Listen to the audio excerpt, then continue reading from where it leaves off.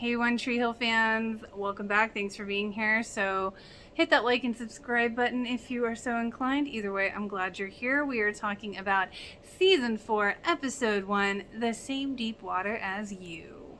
We're picking up at that heart-wrenching scene of Nathan being trapped in the car underwater. And here we have Lucas, the narrator's back, and consoling a distraught Haley, who doesn't know the fate of her husband. So we're flashing back, and Nathan saying, Uncle Cooper couldn't have known Rachel was 17. And then we flash to Rachel telling Cooper, you knew I was 17. Uncomfortable. You know, Uncle Coop, if it does matter, like you say, then why the hell did you sleep with her? Can we just point out how problematic Rachel is here?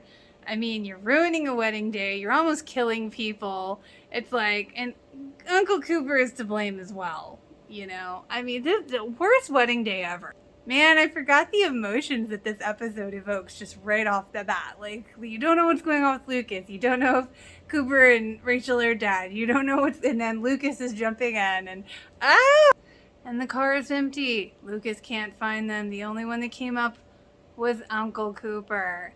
Suspense. And that water is dirty. Side note. Nathan and Rachel are together unconscious on the shore. I like Lucas's little monologue about Dan. Dan's got his many things. I thought that was good. I guess, you know, it was nice of them to call him even though he didn't answer. And here comes Maura, or Karen. We have to talk about this pregnancy, not mine. Whose test did you find at the reception? That is the $1 million question. Lucas tells Nathan, who is now awake, that he's a hero. It looks like Nathan's questioning that on his flashback of freaking out in the car. But then again, who wouldn't? Peyton is burning pictures and memorabilia of her and Brooke and Lucas. Very Peyton-like. But while digging through all the records from Ellie, something falls out of one of the sleeves. And whatever it is shocks her. I forget what she finds out. Young Ghost Keith is messing with Dan as he's trying to get the murderer, like, big sign off his wall, which he's actually just making it worse. And here come the police. Oh, that's interesting. The police are just there to tell Dan your son's had an accident. And he says, which one? Interesting. Oh my God, Skills is all like, it's a good thing you're in the hospital, because if Brooke shows up here, I don't want to be standing too close to you. And of course, Peyton shows up, and Lucas and her hugging as Brooke shows up. Rachel's back to her old self, seemingly sleeping. Brooke walks in to see Rachel, of all people, and let the slut, bitch, skank, caring, derogatory terms commence. But at least she does clarify that she was lying about being pregnant, which I think we knew. Dan actually looked pretty sincere in the hospital room with talking to Haley and Nathan.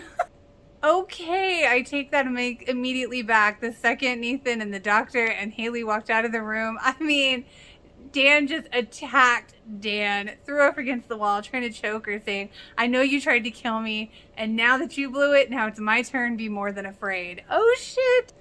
Aw, when Nathan and Haley get home, the surprise he had of the London Bridge mural is so cute.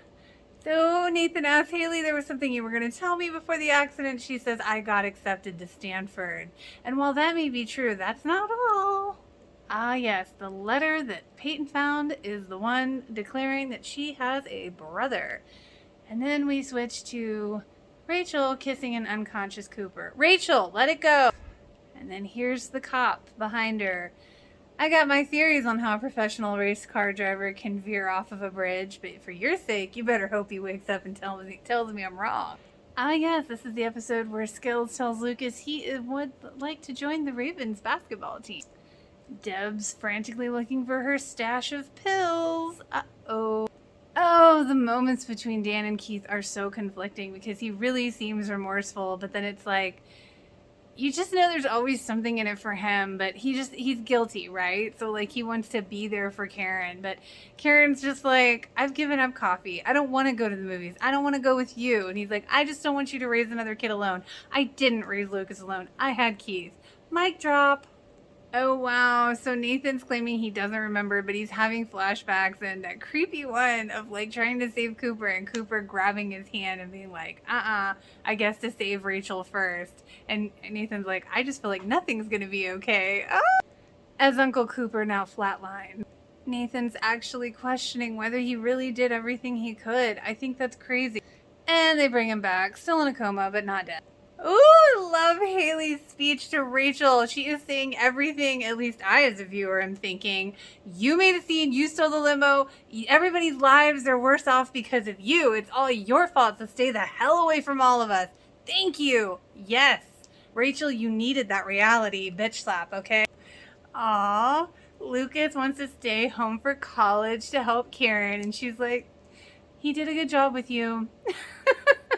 And Lucas is like, it's cool. It's like a part of Keith is coming back to us. And she's like, he did a good job with you. Aw. Okay, here comes Brooke being friends with Rachel. It's so weird. And I want to go back to what also Haley said about asking Rachel, are you going to change anything about your life after all this? And now Rachel's having an introspective moment. Let's see what happens. Rachel asks, do you think people can change, Brooke? And Brooke says, no, I really don't. Hey, I brought your house keys back. Keep them. You moved out of Peyton's, right? So this is what it looks like when hell freezes over. Another good line from Brooke. And yeah, now Rachel and Brooke are going to live together. Weird. So Lucas and Peyton are hanging out, and she says, when was the last time we did this? Probably the day we hung out in the library and I got shot. Do you think about that day a lot? Every day I wish I could take it back for Keith and Karen, and I wish I could take back the kiss for you and Brooke. And then we find out it's not Ellie's son that is Peyton's brother. It is Peyton's biological father, kid. And Brooke walks in, and I'd like to talk to my boyfriend alone. And Peyton's like, hey Lucas, thanks for the sex.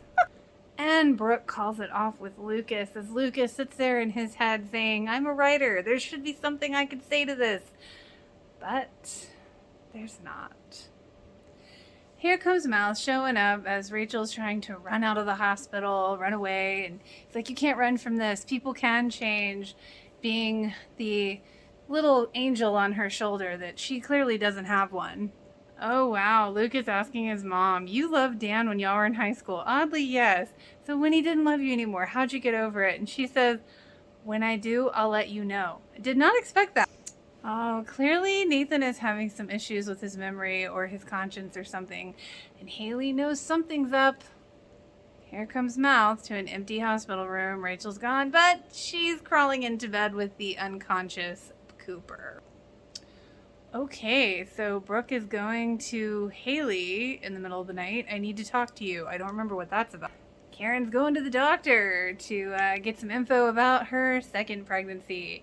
And then we see Dan looking at his finished red wall that he painted over and picking up his gun. And then we flash to Deb, who's also picking up her gun along with her pills and her wine, as she is very upset. Oh yeah, I forgot. Then the doctor comes in and then it flashes to the thing, you're definitely pregnant.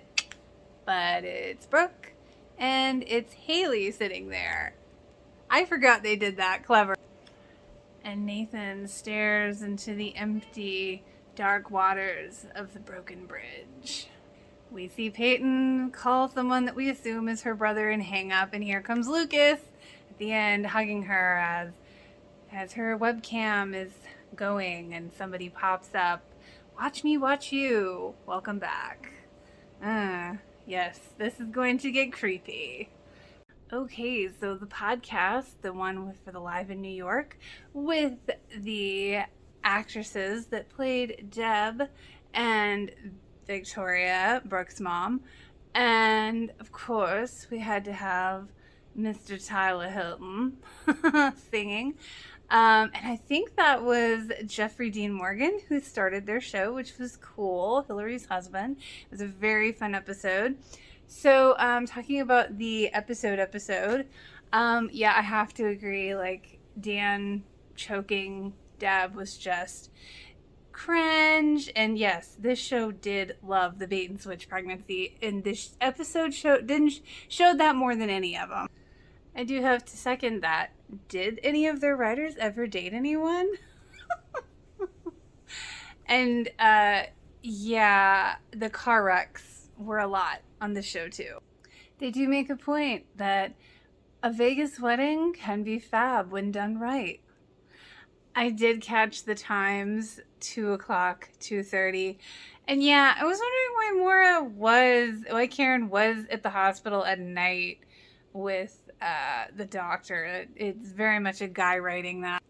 Oh yeah, and that too. The whole Rachel not being handcuffed, being around Cooper, being in his room, and that whole not pushing everyone out of the room when he was coding, that was so not accurate.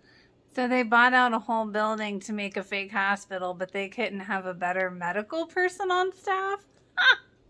I have to disagree. I kind of thought the Peyton burning pictures was kind of, it tracked. Yes, don't set fires unless you know what you're doing. And yeah, the thanks for the sex was a great line. And I think someone should put it on a shirt and take it to Hillary. Have to say it is interesting that Hillary pointed out how the last episode Peyton was like, no, I don't want him, crying, and then this episode it was like a 180. I didn't really catch that, but that is true. And that is true. I did kind of wonder now that they mention it, because Haley not running down and just staying on the bridge was very not like her character. Okay, yeah, the new look in Haley and Nathan's apartment, although really cool, I was kind of like, where did all that come from? And I noticed he mentioned, oh, we got the new furniture. It's like, okay. I agree. I think even, Brooke taking that moment to place her boundaries with Lucas, like, I need you to do these certain things. I need you to need me, call me, choose me. And while it might have seemed rushed, I honestly think it was well done because I felt Brooks just, I'm done. Like, I'm done. I can't do this anymore. Yeah, Lucas's like voiceover in his head when Brooke was talking was a little weird because it was like, wow, he's not even listening. But Hillary makes a good point. Guys really do that.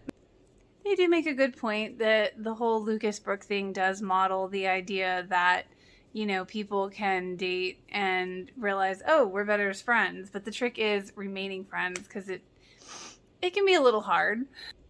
And Karen on the flip definitely illustrated how to be very clear and calm but firm and clear and seeing through Dan in that moment of him trying to reach out to her.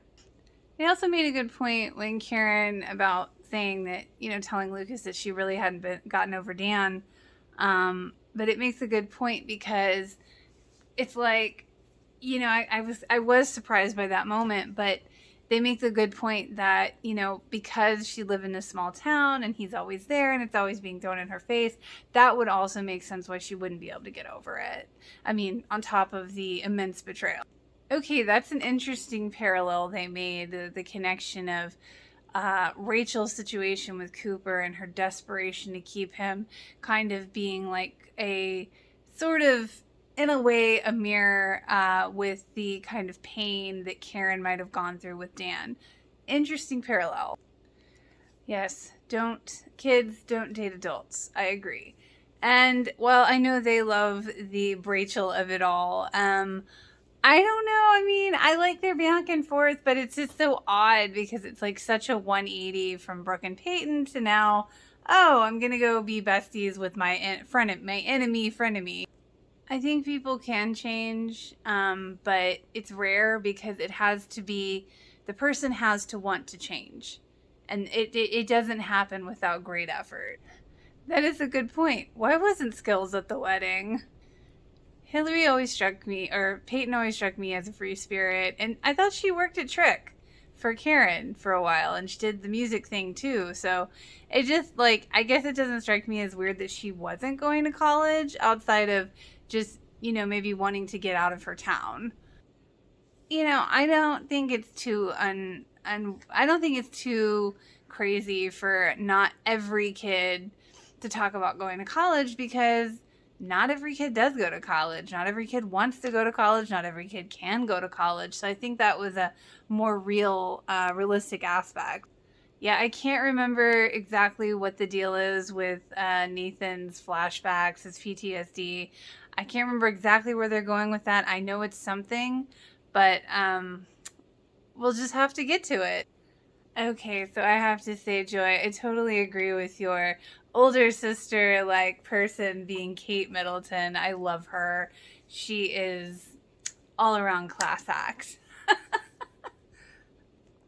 Yeah, I don't think that the kiss between Lucas and Peyton in the library was a betrayal, because that was traumatic. I'm glad to know I'm not the only person that has concerns about roller coasters. Roller coasters have never been my thing. Didn't peg Sophia for being a jumping out of the airplane type. That's pretty wild. And yeah, I can totally agree with Joy. Like the whole hot air balloon. Like, hey, she was a single mom. She could not die. But yeah, next week's episode, things I forgot at birth or something. That I don't even remember what that one's about. Isn't that, well, actually, I think that's the one where Nathan starts to remember what his flashbacks are about, I think. But yeah, I hope you enjoyed. If you did, feel free to like and subscribe. I'll see you next week.